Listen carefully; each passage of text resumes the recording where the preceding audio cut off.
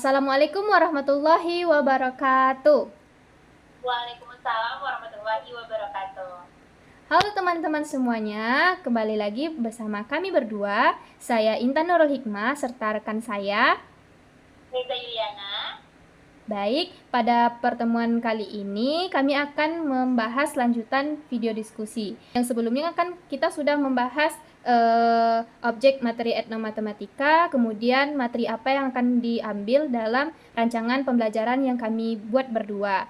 Nah, yaitu kami akan membahas mengenai skenario pembelajaran, media pembelajaran, serta evaluasi pembelajarannya yang kami satukan menjadi satu video pembahasan hari ini. Bagaimana Kak Reza? Betul sekali Kak Intan. Kita terlebih dahulu mungkin akan membahas rancangan pembelajaran dulu ya Kak Intan. Oh, bagian skenario pembelajaran aja ya. Tapi mungkin teman-teman pada lupa nih Kak Reza, sebelumnya kita mengambil materi apa sih? Nah, yang pertama Kak Intan itu mengambil materi di kelas rendah, yaitu kelas 2, yaitu pada bab 3 bentuk di sekitar kita, topik A bangun datar. Dengan JP-nya itu karena ini kelas rendah, jadi satu JP itu hanya 30 menit. Jadinya yang kami ambil itu 2 JP, satu pertemuan. Ya, jadi total dalam rancangan video pembelajaran Kak Intan berdurasi 60 menit nih Kak Reza. Kalau Kak Reza sendiri? Kak Reza akan mengambil materi pada kelas 5 SD, tepatnya pada materi keliling bangun datar, khususnya bangun datar segi 4. Dan ada sedikit perbedaan nih Kak Intan pada jam pembelajarannya. JP-nya. Kalau di kelas rendah kan itu 30 menit ya per JP. Sedangkan untuk kelas tinggi itu 35 menit per JP. Jadi karena ini di kelas 5, maka untuk JP-nya itu 2 kali 30 menit atau setara dengan 70 menit. Baik, jadi dapat kita simpulkan bahwasanya kalau Kak Intan sendiri memilih kelas rendah dan Kak Reza itu kelas tinggi, di mana ada perbedaan JP-nya. Kalau 2 JP di Kak Intan itu 1 jam, tapi kalau di Kak Reza itu 70 menit, 1 jam lebih 10 menit. Nah, adapun etnomatematika sebelumnya di video diskusi pertama itu tuh kami berdua sama-sama mengambil tentang objek Museum Sang Nila Utama. Jadi pada pembelajaran nanti kami akan mengaitkannya dengan objek Museum Sang Nila Utama Pekanbaru. Baik, langsung saja ya Kak Reza. Mungkin Kak Reza ingin mempresentasikan nantinya rancangan skenario pembelajarannya seperti apa. Boleh Kak Reza nanti presentasikan bagaimana mungkin CP-nya atau TP-nya, kemudian model yang diambil apa, kemudian alur pembelajarannya seperti apa nih Kak Reza. Silakan Kak Reza. Oke, baik. Terima kasih Kak Intan atas kesempatannya. Untuk CP pada materi ini adalah peserta didik dapat menentukan keliling berbagai bentuk bangun datar, mulai dari persegi, persegi panjang, segitiga, dan segi banyak, serta gabungannya secara akurat. Adapun TP pada pembelajaran ini adalah yang pertama peserta didik mampu menentukan keliling berbagai bangun datar segi 4, seperti persegi, persegi panjang, trapesium, yang ditemukan pada objek Museum Sang Nila Utama tentunya Kak Intan, karena etnomatematika kita adalah Museum Sang Nila Utama. Menggunakan rumus matematika yang tepat. Sedangkan untuk TP yang kedua itu memecahkan masalah kontekstual terkait keliling bangun datar dalam kehidupan sehari-hari melalui penyelidikan berbasis kearifan lokal secara berkelompok. Adapun model yang digunakan pada pembelajaran ini itu problem-based learning Kak Intan, dan pendekatannya itu deep learning. Untuk secara garis besar, sesuai yang kita tahu bahwa model pembelajaran problem-based learning itu ada 5 fase ya Kak Intan, atau ada 5 tingkat. Ya. Itu yang pertama, orientasi siswa pada masalah, mengorganisasi siswa untuk belajar, membimbing penyelidikan individu maupun kelompok, mengembangkan dan menyajikan hasil karya, serta menganalisis dan mengevaluasi proses pemecahan masalah. Tentunya pada proses pembelajaran itu terbagi menjadi 3 kegiatan Kak Intan. Yang pertama itu kegiatan awal, seperti guru memasuki kelas, memberikan sapaan hangat, menyapa seluruh peserta didik, menanyakan kabar, terus juga berdoa sebelum pembelajaran dimulai, mengecek kehadiran, menyampaikan tujuan pembelajaran, persepsi dan pertanyaan pemantik, serta pada pembelajaran tentunya kita harus menyelipkan sedikit motivasi untuk siswa-siswi kita. Terus masuk ke kegiatan inti Kak Intan, ada orientasi siswa pada masalah, karena kita menggunakan video dokumenter Museum Sang Nila Utama. Tentunya Kak Reza ingin siswa melihat atau menyaksikan terlebih dahulu terkait Museum Sang Nila Utama Pekanbaru ini. Apa saja sih bangunan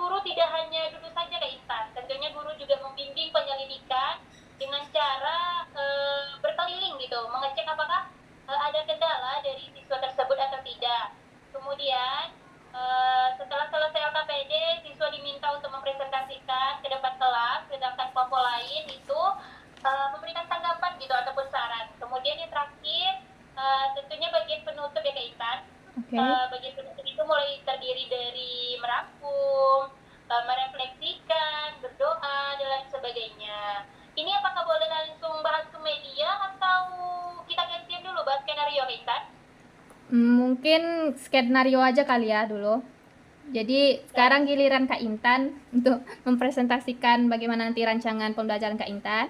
Nah, kalau tadi Kak Reza mengambil model PBL, kemudian kalau Kak Intan itu bedanya di discovery learning. Kenapa? Karena kan sebelumnya kita sudah membahas poster problem posing ya. Namun karena Kak Intan ini mengambil kelas rendah, problem posing itu anak kelas 2 ini belum mahir dalam membuat contoh soal mungkin, apalagi ini kan masih konsep bangun datarnya. Jadi Kak Intan mengambil model discovery learning, di mana model discovery learning itu ada 6 sintaks, mulai dari stimulus, kemudian identifikasi masalah, pengumpulan data, pengolahan data, verifikasi, dan generalisasi. TP-nya itu ada 2. Yang pertama, melalui kegiatan pengamatan PPT interaktif dan dokumenter, nanti peserta didik dapat membedakan nih konsep yang mana sih bangun datar segi banyak dan bangun datar yang bukan segi banyak gitu. Kemudian nantinya melalui kegiatan diskusi kelompok, siswa ini dapat membuktikan minimal 3 contoh bangun datar yang ada di koleksi benda Museum Sang Nila Utama. Nah, adapun alur pembelajarannya seperti yang tadi Kak Intan bilang, itu kalau discovery learning ada 6 sintaks. Yang pertama kita awali dulu dengan kegiatan orientasi, di mana guru dan siswa itu memberi salam, kemudian berdoa sebelum belajar, kemudian cek kehadiran, kemudian masuk ke apersepsi, di mana siswa nantinya akan ditanyakan sebelumnya itu, pertemuan sebelumnya sudah membahas materi apa, kemudian dikasih penyajian tujuan pembelajaran pada pertemuan kali itu apa, kemudian motivasi dan semangat oleh guru untuk memulai pembelajaran, serta sebelum masuk ke stimulusnya, siswa kelas 2 ini diberikan sedikit ice breaking dan tepuk fokus dulu, karena kan stimulus itu kan untuk merangsang pemikiran mereka untuk masuk ke materi inti, dimana itu termasuk dalam kegiatan pendahuluannya itu tahap. Oh ya, sebelumnya Kak Intan belum mengatakan bahwasannya di sini memakai tekniknya itu kebanyakan diskusi ya, tapi diskusi terbimbing oleh guru karena kan masih kelas 2 ya, jadi mereka pun berdiskusi pun harus guru yang banyak merangsang mereka untuk berdiskusi. Nah, kembali ke sintaks yang pertama yaitu stimulus.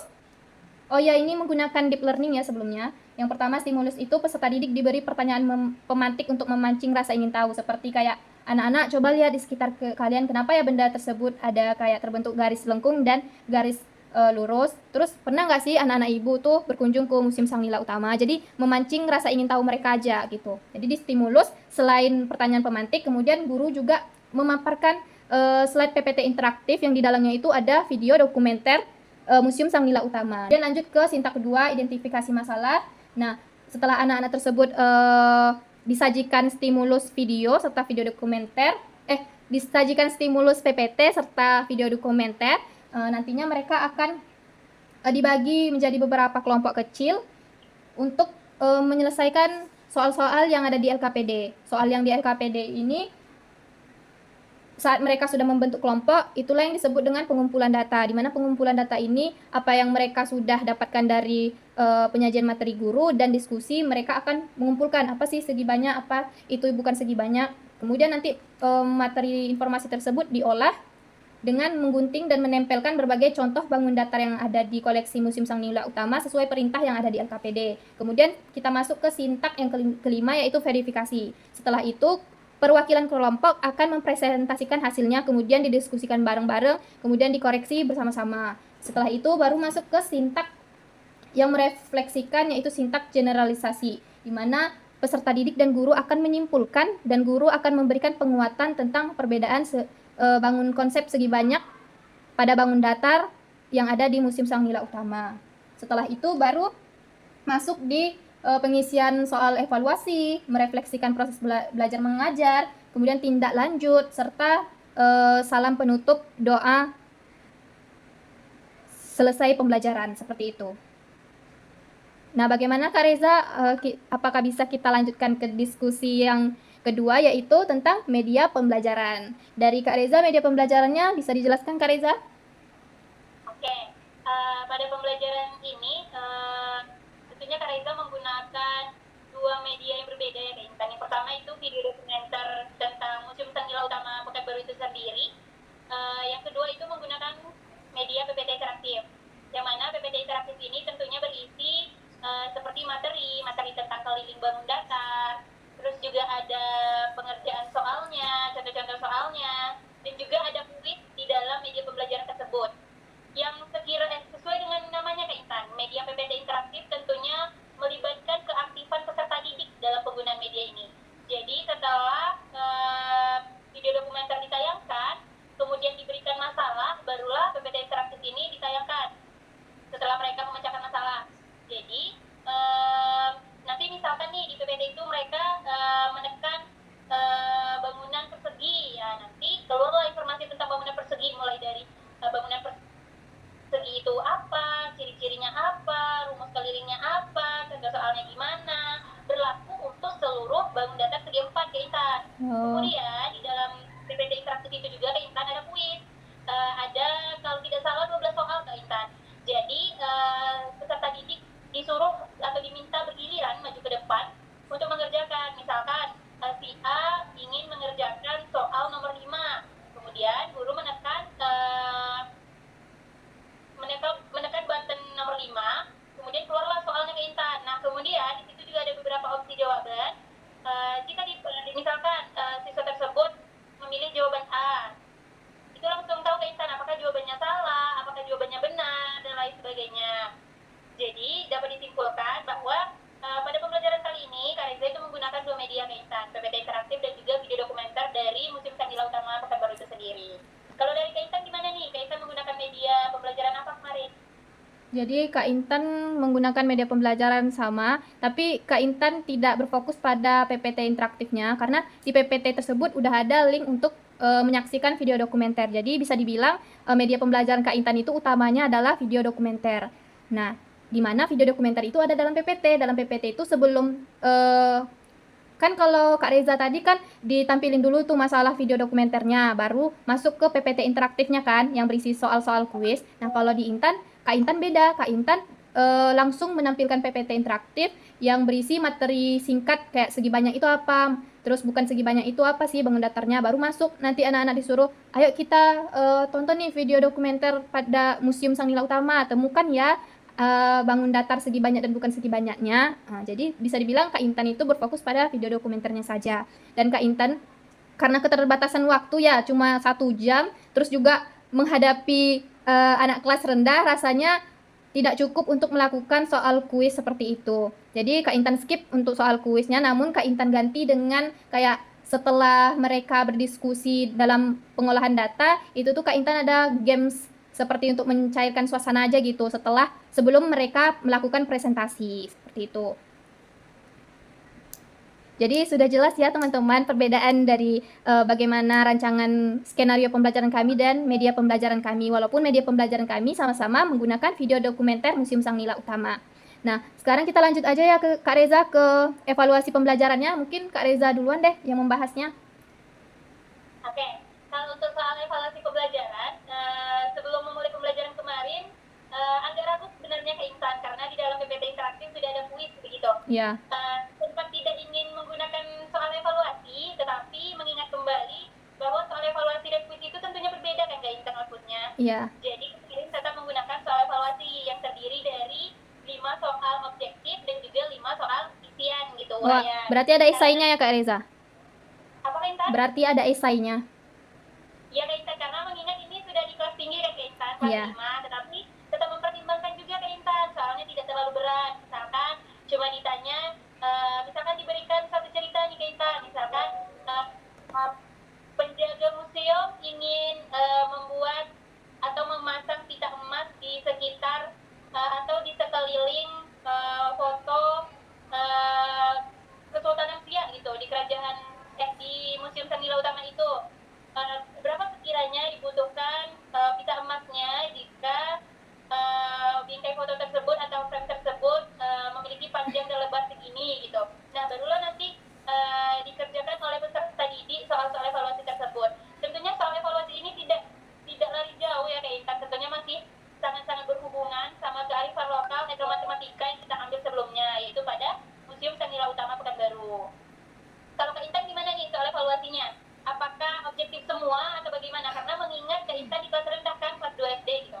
Iya, Iya, betul sekali Kak Reza. Jadi soal dalam evaluasi pembelajaran Kak Intan ya, selain LKPD ya, LKPD kan sebenarnya bukan untuk dinilai, tapi bagaimana implementasi sesuai sintaks model pembelajaran. Nah, kalau Kak Reza kan soal evaluasinya berbasis masalah, kalau Kak Intan lebih simpel aja sih, mengingatkan kelas rendah juga. Terus Kak Intan evaluasinya tuh ada 5 soal, tapi ABCD-nya itu dikurangi, kan biasanya sampai D ya.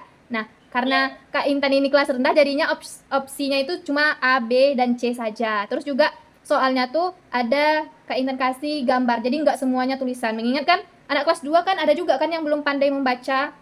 Nah, setelah itu penilaiannya juga menggunakan peer assessment, di mana setelah dikoreksi itu mereka biasanya cuma 5 menitan tuh langsung siap, karena mereka katanya sudah paham, itu langsung ditukar tuh ke teman sebangkunya. Jadi bisa benar salahnya temannya yang menilai gitu, tapi tetap nanti yang koreksinya Bu Intan gitu, seperti itu. Cuma itu aja sih Kak Reza. Jadi gimana nih Kak Reza? Ada yang ingin kita diskusikan lagi? Mungkin sudah cukup sih Kak Intan, karena sudah sangat jelas ya bagaimana skenario pembelajaran, media pembelajaran, dan juga evaluasi Pembelajaran. Oke. dari Kak Intan kelas rendah maupun Kak Reza yang kelas tinggi gitu.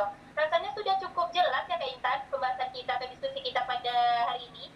Baiklah, jadi karena Kak Reza merasa sudah cukup dan Kak Intan juga rasanya sudah mengatakan seluruhnya dalam rancangan pembelajaran kali ke depannya. Jadi Kak Intan dan Kak Reza mungkin mohon maaf apabila ada kesalahan kata dan mungkin ada sedikit typo, dan mungkin cara kita berdiskusi dan bercerita kepada teman-teman, mungkin teman-teman sedikit kurang paham, tapi lebih dan kurangnya semoga teman-teman bisa paham dengan rancangan pembelajaran kami nanti, dan semoga di tag video nanti kami berdua lancar untuk merealisasikan rancangan pembelajaran ini. Baik, mungkin langsung penutup saja ya Kak Reza. Iya boleh Kak Intan. Jadi di diskusi kali ini Kak Intan dan Kak Reza pamit undur diri. Selesailah diskusi kita yang aturannya dari 6 video dipangkas jadi 3 video, karena diskusi ketiga, 4, dan kelima ini saling berkesinambungan. Mungkin bisa kita tutup. Saya Intan Nurul Hikmah pamit undur diri, dan Reza Juliana. Wassalamualaikum warahmatullahi wabarakatuh. Bye bye semua. Bye bye.